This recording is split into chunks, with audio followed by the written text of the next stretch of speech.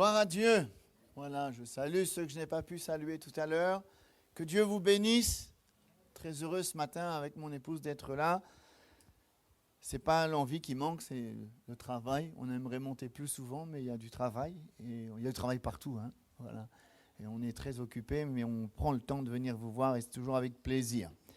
On va ouvrir la parole de Dieu, s'il vous plaît. On va lire 2 versets.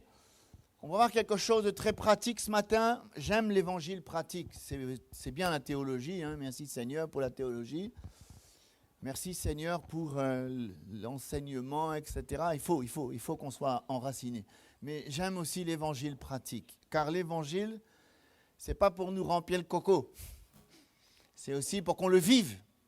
Vous êtes d'accord ou pas ? On peut apprendre des versets par cœur, on peut être des bibliothèques ambulantes, mais si notre vie n'est pas transformée par ce qu'on vit, ça ne sert à rien, vous êtes d'accord ? Et on va voir quelque chose de très pratique ce matin. Je vais être très simple, mais on va prier le Seigneur pour que Dieu bénisse sa parole.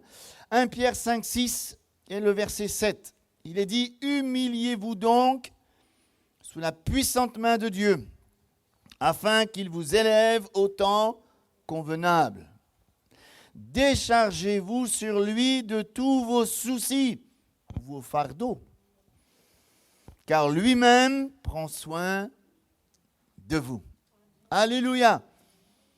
Il y a tellement de personnes qui, à longueur d'année, à longueur de mois, à longueur de semaine, à longueur de journée, portent des fardeaux qui les accablent, qui les fatiguent et qui les épuisent. Et parfois, vous savez, ces fardeaux sont comme des fardeaux inutiles. On porte des fardeaux qu'on ne devrait pas porter.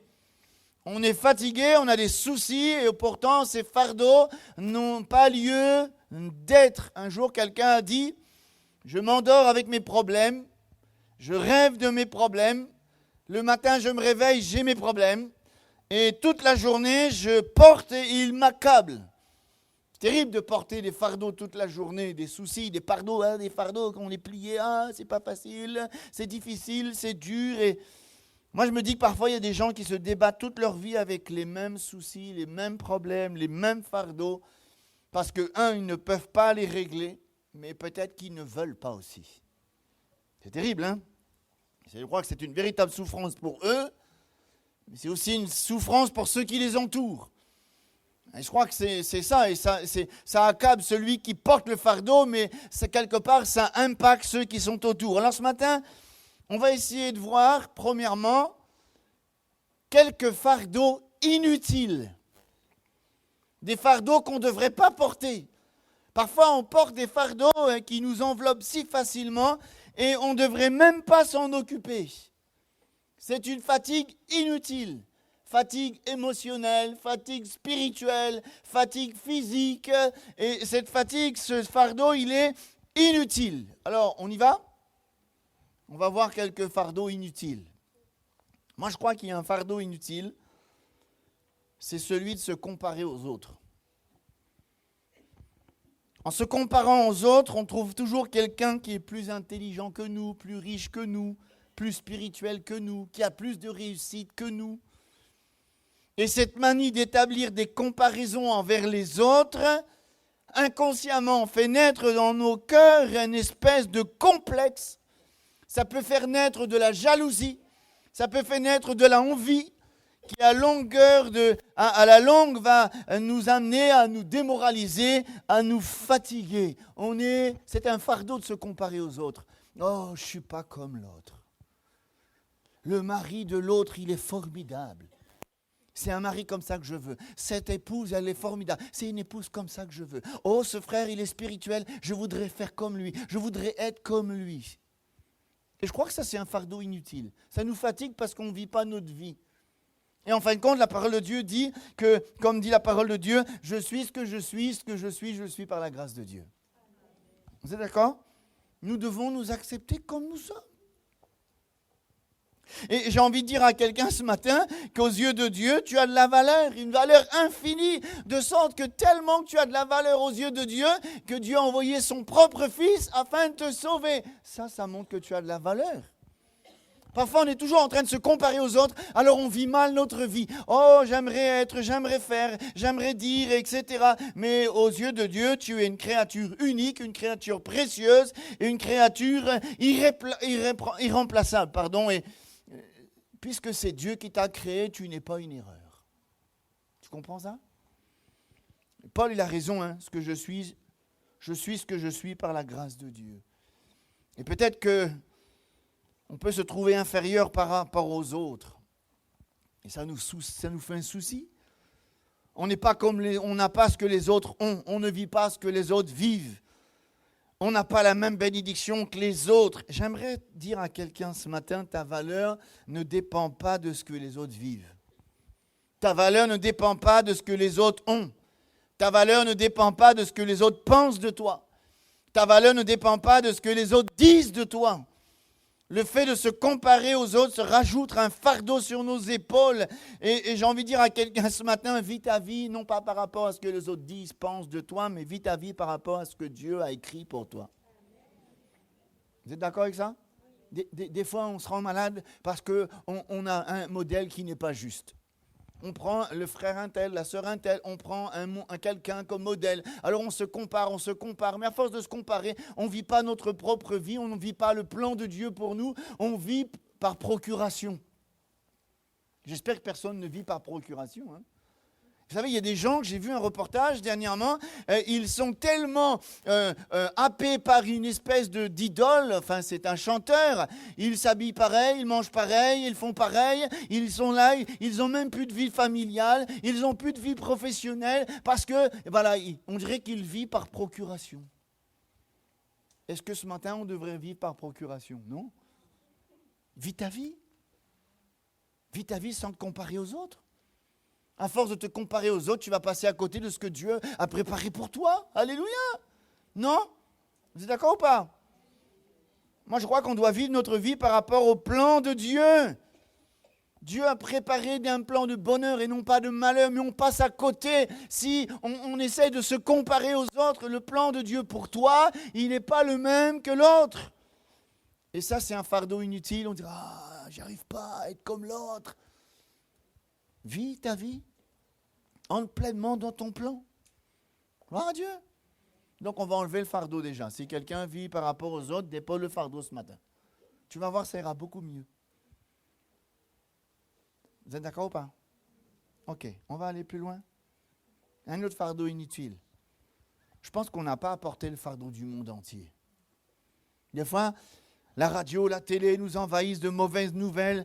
Toutes sortes de mauvaises nouvelles peuvent être des fardeaux pour nous. La misère, la guerre, le chômage, la crise, les émeutes. Ok. Ça ne peut pas nous laisser indifférents, bien sûr. On doit avoir de la compassion, de la miséricorde. On doit avoir, je dirais, de la foi pour prier pour eux. Mais est-ce qu'on doit prendre le fardeau du monde comme si, c'est à nous de porter la charge? Non. Et des fois, on porte une charge inutile. La Bible dit bien, pour autant que cela dépende de vous, soyez en paix avec tous les hommes. Mais des fois, ça ne dépend pas de nous. Hein. N'acceptons pas d'être responsables de tout ce qui se passe autour de nous. Qu'est-ce que vous voulez? Nous-mêmes, on ne peut pas porter le fardeau du monde, non? Vous imaginez si vous portez tous les soucis du monde? Bien sûr, la Bible dit porter les fardeaux les uns les autres. Ça, c'est dans la vie d'église. On peut s'aider. Merci Seigneur. Ça, c'est la communion fraternelle. Mais à un moment donné, nous ne pouvons pas porter le fardeau de tout le monde. Nous va plier. Hein, c'est comme un âne, tu mets des sacs dessus, à un moment donné, il ne vient plus porter, il tombe à terre, il s'écroule. Hein. Un jour, quelqu'un a dit, le cœur n'est pas un magasin.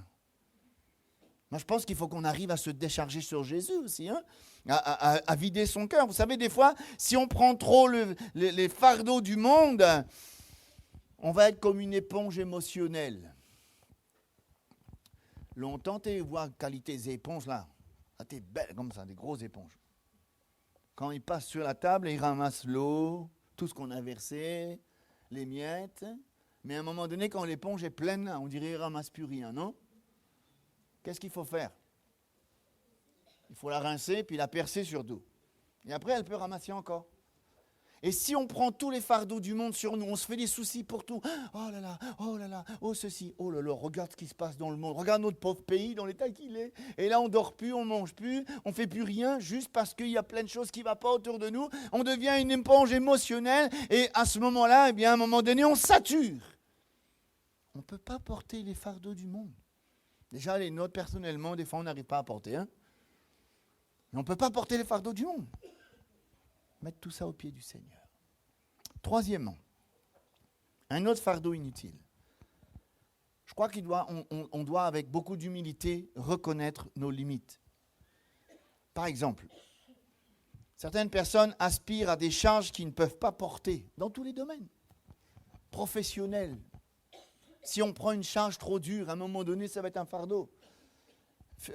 Même spirituellement, et lorsqu'on prend une charge, on veut une charge, on prend une charge, mais il faut qu'elle soit à la hauteur de notre capacité. Regardez toute la sagesse de Dieu. Dans 1 Corinthiens 12, lorsque Dieu, il parle des dons spirituels, des talents, alors on va mettre tout ça en même temps, lorsqu'il les distribue, qu'est-ce que dit le Seigneur? Il les donne comme il veut. Vous avez lu ça ou pas? 1 Corinthiens 12, mais il a quelque chose en plus après. Selon leur capacité. Dieu ne donne pas au-delà des capacités. Et je pense que ça, c'est toute la sagesse de Dieu. Et jamais Dieu donnera une charge, une responsabilité qui est au-delà de nos limites. Mais parfois, c'est nous-mêmes. On prend une charge. On prend une responsabilité qui est trop importante dans le travail, un engagement, une responsabilité. Et à ce moment-là, on plie sous le poids parce qu'on a vu trop grand. Il y a un exemple dans la Bible. Vous connaissez l'histoire de Goliath. Dans la vallée de Térébinthe, il y avait tout Israël qui était en face, le roi Saül. Il avait les 2 genoux qui jouaient de la communion fraternelle. Il n'était pas capable d'emmener le peuple se battre. Et là, il y avait un statu quo, il y avait des menaces. Et puis David est arrivé, il a emmené des fromages pour son frère. Et on lui a pris pour un orgueilleux. Alors David, il dit, moi, je vais aller me battre contre lui parce qu'il a injurié mon Dieu. Je vais y aller, moi. Alors Saül lui dit, prends mon armure. Le petit bonhomme, il était comme ça. Saül, t'es un gros gaillard. Comment voulez-vous qu'il porte son armure? Vous imaginez David mettre l'armure de Saül? Il n'arrivait même pas à se lever. L'armure, alors il l'aurait écroulée. Qu'est-ce qu'il a dit? Je ne peux pas porter ton armure. Moi, je vais y aller avec les armes que je connais. Et lui, il connaissait quoi? La fronde. Et il a tapé un galet en pleine tête le géant, la coupe son tête, terminé. Plus de Goliath, c'est terminé, on n'en parle plus. Mais il s'est battu avec ses armes. Il s'est battu avec ses capacités. Il ne pouvait pas porter l'armure de Saül. Elle est trop grosse. Est-ce que des fois, nous n'avons pas des soucis, des fardeaux, justement parce que, eh bien, on porte une charge trop grande. On a été trop ambitieux. Je dis toujours, il faut être ambitieux pour le royaume de Dieu. Mais on ne peut pas aller au-delà de notre charge, au-delà de notre capacité. Et nous ne pourrons pas nous épanouir si nous ne sommes pas dans les limites que Dieu nous a données. Et aller au-delà de nos limites, c'est se mettre en danger, porter un fardeau inutile sur notre vie qui va engendrer de la fatigue, du découragement et de l'épuisement. Seigneur, donne-moi la sagesse de ne pas porter une charge trop lourde, de ne pas aller au-delà de mes responsabilités. On va plus loin. Un autre fardeau qu'on doit rejeter. Ne pas nous occuper des problèmes qui ne nous regardent pas.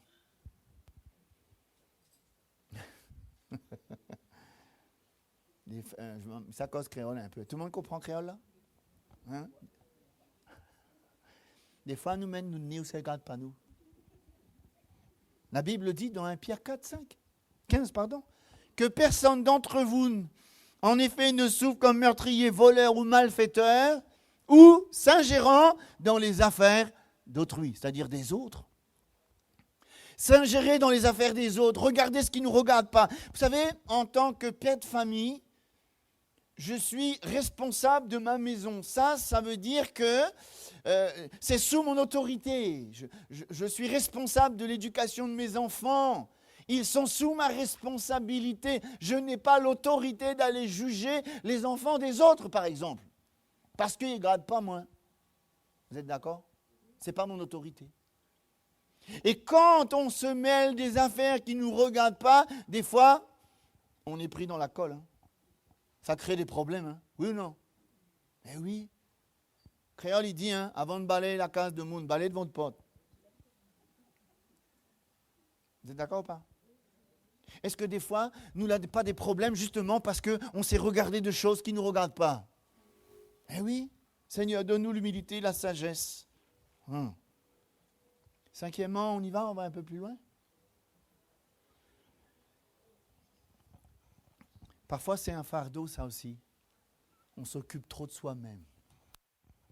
Un jour, quelqu'un a dit, moins on pense à soi, moins on est malheureux. Ça, c'est un signe de la maturité chrétienne. Hein? C'est comme ça. Hein? Un enfant, il pense qu'à lui. Un ado, c'est le centre du monde. Mais plus on vieillit, plus on pense aux autres. Vous êtes d'accord ou pas? Je crois qu'on pourrait rajouter, moins on s'occupe de soi et plus on s'occupe des autres. Vous savez, trop s'occuper de soi, la pitié de soi est une forme d'égoïsme qui devient un réel fardeau.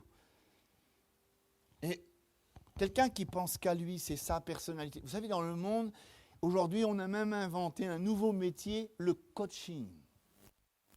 Le coaching de l'estime de soi. Il faut un moni aide à haut pour dire comme ça qu'on a de la valeur, que voilà, que vraiment, où les quelqu'un de bien, pas besoin un monde dire moi, mais il connaît comme il est. Vous êtes d'accord ou pas? Le coaching. Vous savez, toutes ces choses-là, ça devient un fardeau quand on vit et on dit, mais qu'est-ce que je pense de moi? Voilà, on se regarde dans la glace, on dit, ça nous amène à penser, qu'est-ce que les autres pensent de moi? Ça, c'est un fardeau aussi. Hein? Quand on vit avec cette pensée, qu'est-ce que les autres pensent de moi? C'est terrible. J'espère que personne ne vit comme ça parce que vous êtes en train de vivre une vie qui n'est pas la vôtre. Vous n'êtes pas libre. On devrait plutôt se demander, qu'est-ce que Dieu pense de moi? Et je pense que si nous vivons avec ça, cette pensée, qu'est-ce que Dieu pense de moi? Alors je suis libre. Mais si je vis en disant, qu'est-ce que les autres pensent de moi? Je ne suis pas libre. L'apôtre Paul, lui, il a dit quelque chose de très intéressant. Je ne fais aucun cas de ma vie. Est-ce qu'on réalise que notre position en Christ, on est mort en Jésus? Non? Est-ce que vous êtes bien mort en Jésus? Nous sommes dépouillés de nous-mêmes pour revêtir Christ. C'est Christ qui vit en nous. Hein, la parole de Dieu, elle le dit, hein, vous avez été racheté un grand prix, de sorte que maintenant vous n'appartenez plus à vous-même, mais vous appartenez à Christ. Donc, nous devons nous dépouiller de notre moi, avec un grand M. Moi, je, me. C'est terrible ça, hein, quand un chrétien, il vit que pour lui, c'est le centre du monde, sa réussite, sa gloire, ce que je fais, ça c'est la chair, ça c'est la satisfaction de la chair. Et là ça devient un fardeau terrible, notre ego. Nous occupons toujours trop de nous-mêmes et on devient le centre alors que le centre de notre vie, ça doit être Jésus, non? Vous êtes d'accord ou pas? Je, moi... C'est l'orgueil. Des fois, on a une fausse humilité. J'aimerais juste dire que des fois, l'orgueil, elle est dissimulée. C'est un géant qui dort en chacun d'entre nous. Dès qu'on le chatouille un peu, hop, hop, hop, il est là, il arrive. C'est moi. Je suis le meilleur. Après moi, c'est le déluge. Non, c'est pas comme ça que ça se passe. Moi, je pense que ça peut être un fardeau. Ça peut être un fardeau inutile. Nous devons mourir, nous dépouiller. C'est plus moi qui vis, c'est Christ. C'est facile à dire, hein? Mais il faut le vivre. Et vivre pour soi est un réel fardeau inutile. Mais vivre pour Jésus nous amène à être dans la liberté. Gloire à Dieu. Ça aussi, c'est un fardeau inutile. On va en voir un sixième. C'est simple ce que je dis, c'est très pratique. Il y a un fardeau qui, on doit aussi le laisser de côté. Il y a des fardeaux qui sont des fardeaux spirituels. Je m'explique. Je prends un exemple. Une personne qui a un fardeau sur son cœur tout simplement parce qu'il n'arrive pas à pardonner celui qui l'a offensé. C'est un problème spirituel, ça, non? Non? Oui. C'est un problème spirituel. Donc la réponse doit être spirituelle. Imaginez, quand quelqu'un n'arrive pas à pardonner, qu'est-ce qui se passe? il est chargé, agité, repris dans sa conscience, il ne gagne pas sommeil. Alors il va prendre des somnifères. Mais là, il met un bout de sparadrap sur un cancer. Vous voyez ? Et il y a toutes sortes de choses humaines qui essayent de réparer, mais le fardeau va demeurer. Il va devenir de plus en plus pesant. Et moi, je crois que la réponse spirituelle, c'est le pardon. Hein, d'accord ? Je crois qu'il faut voir les choses en face. Il y a des fardeaux spirituels et nous devons les régler d'une manière spirituelle. Sinon, le fardeau va être de plus en plus dur et il va nous étouffer. Des fois, on voudrait régler d'une manière charnelle ce qui est spirituel. Et ça devient un fardeau. Ça nous ralentit. Ça nous pèse. On essaye de bricoler, là on s'en sort. Mais c'est spirituel. Il faut que tu pries, il faut que le Seigneur te montre. Et il faut que tu règles les problèmes spirituels d'une manière spirituelle. Sinon, ça devient un véritable fardeau. J'aurais pu continuer, parce que des fardeaux, on a un temps. Hein. Mais je pense que c'est important, lorsqu'on a des fardeaux, et les fardeaux inutiles, il faut les placer devant le Seigneur. Déchargez-vous sur lui de tous vos fardeaux, de vos soucis. Je pense qu'on doit avoir confiance. Sans un minimum de confiance, on n'arrive à rien. Et sur le plan professionnel, c'est vrai, sur le plan familial, sur le plan spirituel. Bien sûr, on le sait, la Bible dit que les chrétiens n'ont qu'une confiance dans leur vieille nature. Nous, on a confiance en Christ, on a confiance en la parole, on a confiance au Saint-Esprit. Et avoir confiance en Jésus nous amène à nous décharger sur lui de tous nos soucis. Une fois, j'étais à l'Étang Salé, il y a longtemps, j'avais donné un petit dessin à tous les chrétiens. Alors, il y a une sœur qui a été bouleversée par ce dessin. Je n'ai pas fait exprès, moi, je ne savais pas que ça allait faire tant de choses, mais c'était bien. Le petit dessin, c'est un petit bonhomme avec un baluchon. Vous savez ce que c'est que le baluchon ? Une espèce de manche à balai avec un toit, un petit paquet linge là. Et dessus, c'était marqué « souci ». Le monsieur, il marche avec souci. Il monte la côte, il monte la montagne. Et en haut de la montagne, il y a la croix de Jésus. Il se met à genoux. « Seigneur, prends mes soucis, s'il te plaît. Ils sont trop lourds, Seigneur. » Et il dépose le souci au pied de la croix. Et il prie. « Ah, Seigneur, merci de ce que tu as pris, mes soucis. » Et quand il redescend, il reprend son fardeau et il ira descendre. Est-ce que nous n'avons pas besoin d'apprendre à nous décharger ? Des fois, on porte des fardeaux inutiles. Les donner à Jésus, c'est plus notre affaire. Comme je dis souvent, je sais plus, des fois je dis tellement d'anecdotes, je ne sais plus si je l'ai dit là, mais tant pis. Peut-être quelqu'un a besoin d'entendre ce matin. Quand on va à la CAF, par exemple, voilà, on donne un dossier. Dossier plein, bien rempli, le dossier il est belle comme un. La personne en face prend le dossier, vous rentrez chez vous, vous mangez pas, vous dormez pas, vous n'avez plus aucune autorité pour le dossier. Vous êtes vrai ou pas ? Vous allez attendre la réponse que la dame vous donne, c'est tout. Le dossier, c'est plus le vôtre. Mais pourquoi on n'arrive pas à faire ça avec Jésus ? Quand on a des soucis, on les... Seigneur, regarde, je te donne, maintenant, prends soin, mon problème, c'est plus mon problème. C'est le problème de Jésus. Et pourquoi on s'inquiète encore alors ? Qui, par ses inquiétudes, peut rajouter une coudée à sa vie ? Apprendre à se décharger. Dans la prière, on lui dit ce qui ne va pas, ce qui nous semble lourd, ce qu'on n'arrive pas à porter, on lui dit, on se décharge. Et je crois que ça, c'est dans l'intimité, c'est dans la communion avec Dieu. Et je pense que c'est un exercice. Des fois, on se fait tellement de soucis pour rien. Alors, je me suis posé une autre question. Comment résoudre le problème des fardeaux ? Il faut comprendre qu'il y a en général deux sortes de fardeaux. Ceux qui dépendent de nous et ceux qui ne dépendent pas de nous. Parfois, on a des soucis que nous subissons. On n'en est pas à l'origine, on les subit. Comment faire ? Et il y a aussi des soucis que nous nous sommes fabriqués par notre attitude. Alors, on va essayer de voir. Premièrement, les problèmes qui ne dépendent pas de nous. Comment on doit gérer ça ? Le fardeau, on a un fardeau, mais ça ne dépend pas de nous. C'est comme si quelqu'un a pris un gros bal laitier puis l'a mis sur l'épaule de le frère Darius. Il n'a rien demandé. On lui met un fardeau sur son épaule. Aïe, aïe, aïe. Comment tu fais, frère? On serre les dents, on essaye de porter. Hein. Comment faire? Je crois que ce problème, il faut le présenter à Dieu.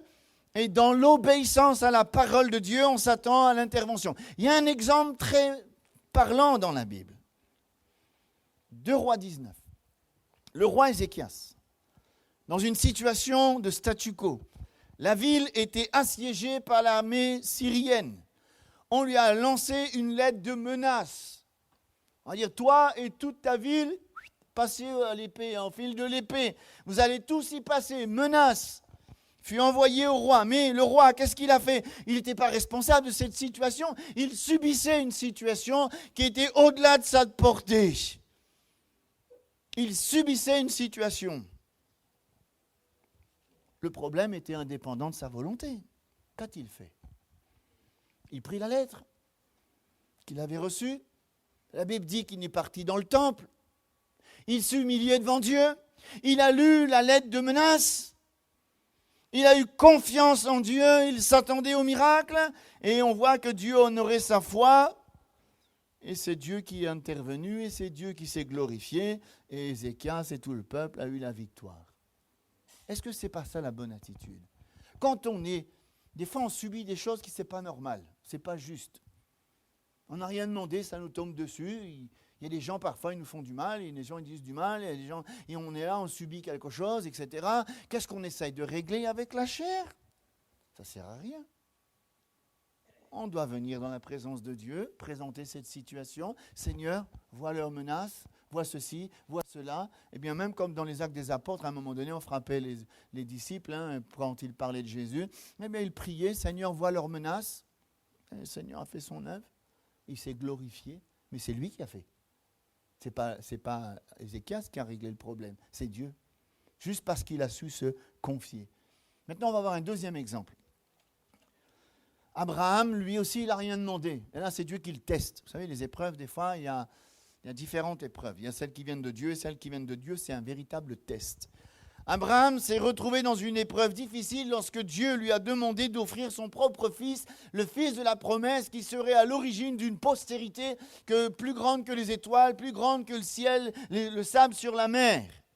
À travers cette demande, on dirait qu'Abraham, il a pu commencer à penser, de dire, oh là là, ma descendance, elle va disparaître.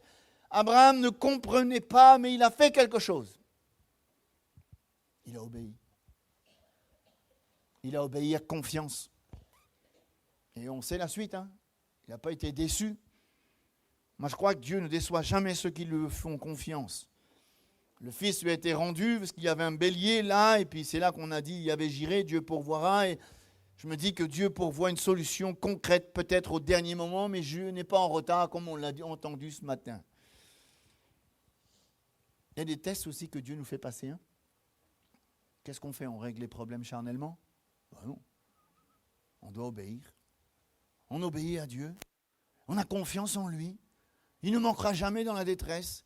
Il va agir au-delà de toute espérance. Il est fidèle pour délivrer ceux qui espèrent en lui. Alléluia. Gloire à Dieu. Quand on subit une situation, quelle qu'en soit l'origine, ça peut être Dieu qui nous teste, ça peut être quelqu'un d'autre, on se confie en Dieu. On obéit à la parole de Dieu. Le reste, c'est Dieu qui le fait. Alléluia. Maintenant, on va être authentique. Pas tous les problèmes viennent des autres. C'est facile de mettre toujours la faute sur les autres. Non, c'est pas moi, c'est l'autre. Vous connaissez celui qui a dit ça en premier? Adam a dit, c'est pas moi, c'est ma femme. La femme dit, c'est pas moi, c'est le serpent. Je crois que des fois, on a des problèmes. C'est nous-mêmes qui, peut-être, ça vient de nous, notre perception des choses. Je crois qu'on a besoin de connaître la volonté de Dieu face à ces problèmes et laisser le Saint-Esprit nous diriger, nous éclairer. Comprenons une chose, Dieu ne réglera pas tous les problèmes à notre place. Dieu ne fera pas tout. Mais face à certains problèmes, il va nous éclairer par sa parole, par le Saint-Esprit, pour nous conduire à la délivrance. Mais la clé, c'est nous quand même, on doit faire. Dieu ne fera pas tout à notre place. Je prends 2 exemples. Dans Marc 10, il y a un jeune homme riche. Son problème, c'était quoi à lui? L'amour de l'argent.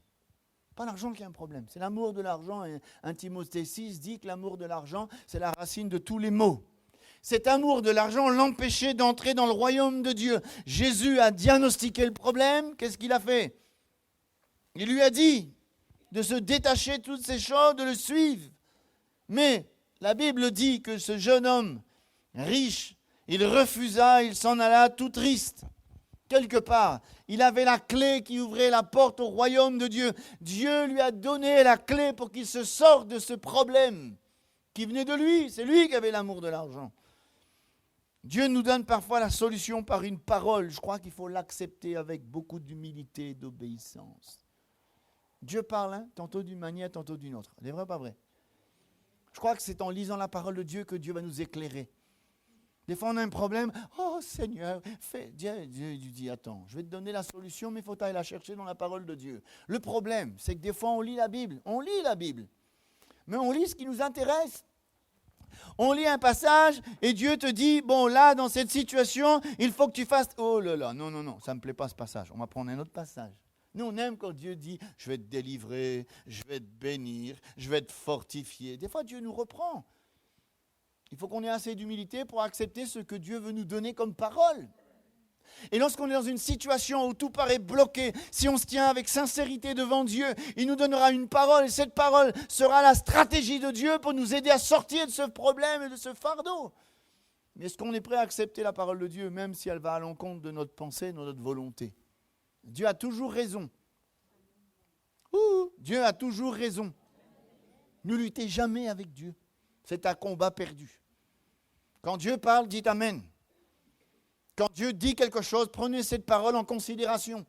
Quand Dieu dit quelque chose face à une certaine situation, appliquez cette parole à votre cœur, vivez-la pleinement et en un instant, il aplanira vos sentiers, il ouvrira les portes, chose que vous ne pouvez pas faire. Alléluia. Deuxième exemple, le fils prodigue. C'est lui qui s'est mis dans un sacré problème. Hein? Quand il voit son papa, il dit « Donne-moi mon héritage ». Dans sa tête, c'est comme si son papa est mort. Il est parti avec son héritage. Il n'a pas parti vivre n'importe quoi, n'importe comment. Il a dilapidé ses biens avec les gens de mauvaise vie. Il s'est retrouvé dans un parc de cochons. Pour un juif, ce n'est pas terrible. Hein? C'est le pire des travails. Et en plus, tellement il était tombé dans un problème, il n'arrivait même pas à manger le manger des porcs. Il avait faim. Donc il s'est créé son propre fardeau, son propre problème. Alors qu'est-ce qu'il a fait? Dans le parc cochon là même, il a commencé à réfléchir. Des fois, on a besoin de réfléchir, de ne pas agir en insensé. Ensuite, il était résolu. Oh, j'ai péché contre mon père. Je vais me lever. Je vais aller voir mon père. Je vais m'humilier. Je vais lui demander pardon. Et je verrai bien ce que mon père va faire. Après, il y a eu action. Donc, on peut dire 3 mots. Réflexion, résolution, action. Ce fut la réconciliation et la fin de cette vie de débauche. Et je crois que ce qu'on comprend ici, c'est qu'il ne s'est pas contenté de pleurer sur ses échecs. Il s'est levé. Dans son parc cochon, c'est comme si le Saint-Esprit a parlé à son cœur. Je crois que la solution à ces problèmes, c'était de s'humilier, de revenir au pied du Seigneur. Est-ce que parfois les problèmes qui durent,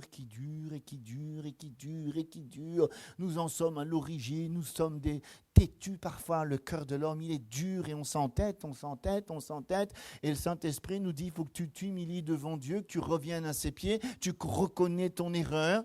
On a du mal à reconnaître nos erreurs, Tu dois reconnaître ton erreur, tu dois t'humilier, et là, il y a une restauration. Alléluia! C'est ce qui s'est passé pour lui. Il a créé son problème, il est bien bas tombé, mais il est rentré en lui-même, il a reconnu son erreur, il s'est humilié, il s'est repenti, il est revenu à la source, et il a été béni. La preuve, son papa l'a donné un soulier neuf, un anneau au doigt, et puis une robe blanche. Gloire à Dieu. Rétabli dans la maison de son père. On va prendre quelques exemples concrets. Si je suis malade, qu'on passe par une dépression, un découragement, Moi, je pense qu'on doit espérer au Seigneur, on doit prier, on doit se cacher en lui, déposer le fardeau. Maintenant, imaginons qu'on vit une relation difficile à la maison, dans le couple. Quel est le problème? Ça fait un fardeau, ça, hein, quand on a un problème à la maison, une relation difficile, problème d'incompréhension, mari, femme. Moi, je pense que, on doit prier, mais on doit faire aussi ce que nous devons faire. N'oubliez pas une chose. Dieu ne fera pas tout à votre place. On a un effort à faire. Si on veut reconstruire une relation, il y a un effort à faire. On ne peut pas dire, Seigneur, prie, bénis, bénis, bénis. Ok, bénis, bénis, mais fais tout ce que tu as à faire. Fais ce que tu peux faire. Dieu fera ce que tu ne peux pas faire. Et des fois, on attend que Dieu fasse tout. On est là, Seigneur, restaure. Oui, ben fais-toi ce que tu peux faire déjà. Et Dieu fera ce que tu ne peux pas faire. Vous comprenez ce que je veux dire? Des fois, on est dans une situation, on pense que Dieu, excusez-moi l'expression, hein, j'espère que je ne vais pas vous choquer, Dieu n'est pas un boy. Il ne va pas tout faire à notre place d'un coup de baguette magique. Il pourrait le faire parce qu'il n'a pas besoin de nous. Il a créé toutes choses sans nous. Hein. Mais Dieu voudrait que nous puissions nous montrer notre bonne volonté. Fais ce que tu as à faire. Commence à faire le premier pas. Je prends un exemple. Regardez la résurrection de Lazare, Jean 11. C'est qui a ressuscité Lazare? Ce n'est pas les hommes, hein, c'est Jésus. Hein. Encore, il a crié d'une voix forte, Lazare, saute! Et tout le temps, il dit ça. Il dit, heureusement qu'il a crié que Lazare, sinon tout le petit saute. Mais qui a roulé la pierre? Jésus aurait pu, sans même toucher la pierre, il aurait pu, il a la puissance, mais Jésus ne fait pas du spectacle, lui. Il aurait pu rouler la pierre, mais il a demandé aux hommes de rouler la pierre. Pourquoi? Parce qu'ils étaient en capacité de rouler la pierre. Par contre, ils n'étaient pas capables de ressusciter le mort. Donc Dieu s'est occupé de ce que les hommes n'étaient pas capables, et les hommes ont fait ce qu'ils pouvaient faire. Et je pense que ça, c'est une bonne leçon. On s'attend trop à Dieu. Il faut s'attendre à Dieu, je suis d'accord, mais Dieu ne fera pas tout. Dieu ne fera pas tout à notre place. On doit faire notre part. On doit s'associer. Et face à nos fardeaux, à nos épreuves, nos soucis, faisons ce qui est de notre portée. Jésus fera le reste. Quand on a atteint nos limites, eh bien, Jésus prend le relais. Mais il ne fera pas tout à notre place. Il ne fera pas tout à notre place. Et des fois, on s'attend trop. Le Seigneur fait tout. Non, le Seigneur ne fera pas tout. Ça, c'est une espèce de paresse spirituelle, je ne sais pas si je peux m'exprimer ainsi, une espèce d'assistanat au Seigneur. C'est pas très bon, ça. Hein? Fais ta part. Dieu fera le reste.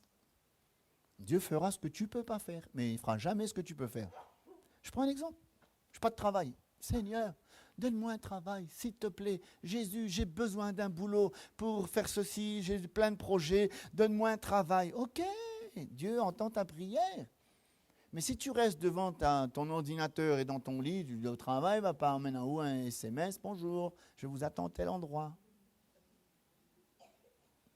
Qu'est-ce qu'il faut faire? On envoie des CV avec le bac qu'on vient de gagner, le BTS, je ne sais pas, le bac pro qu'on vient de gagner il n'y a pas longtemps. Alors on est fiers, on le met dessus, on envoie des lettres, on va faire des entretiens d'embauche. Et le reste, c'est Dieu qui va toucher les cœurs. C'est un exemple flagrant, je prends un exemple flagrant, hein, mais c'est vrai dans tous les domaines de notre vie. Parfois, on pense que Dieu fait tout à notre place, on n'a rien à faire. Ce n'est pas juste. Fais ce que tu as à faire. Et Dieu fera ce que tu ne peux pas faire. Gloire à Dieu. Moi, je crois qu'on doit apprendre, avec beaucoup d'humilité, lorsque les fardeaux sont trop lourds, et on a vu plusieurs fardeaux inutiles, il y a de ceux qui sont là, malheureusement, je crois qu'on doit apprendre à les déposer aux pieds du Seigneur. Ça, c'est possible que dans un cœur à cœur avec le Seigneur. Une intimité avec Dieu. Entre dans ta chambre, ferme la porte. Prie ton Père qui est là dans le secret. Qu'est-ce qu'il a dit après? Dieu il voit. Et il te le rendra. Alléluia. Je crois que dans la parole de Dieu, il y a une multitude de promesses. Elles sont pour ceux qui veulent bien croire. Mais je termine juste en disant, parfois on a des fardeaux qu'on ne devrait même pas porter. C'est vrai qu'il y a des fardeaux qui sont durs parfois, ils nous tombent dessus, il faut qu'on se batte. Hein. La vie est un combat. Mais il y a des fardeaux qui sont inutiles. Des fardeaux que c'est nous-mêmes, on se les met sous notre tête. C'est des fardeaux inutiles. Ça nous fatigue, ça nous décourage, ça nous épuise, ça nous empêche d'avancer. Seigneur, aide-moi à ne pas prendre de fardeaux inutiles.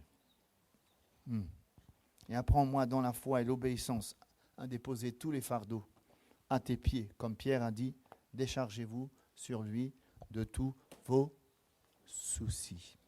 Amen.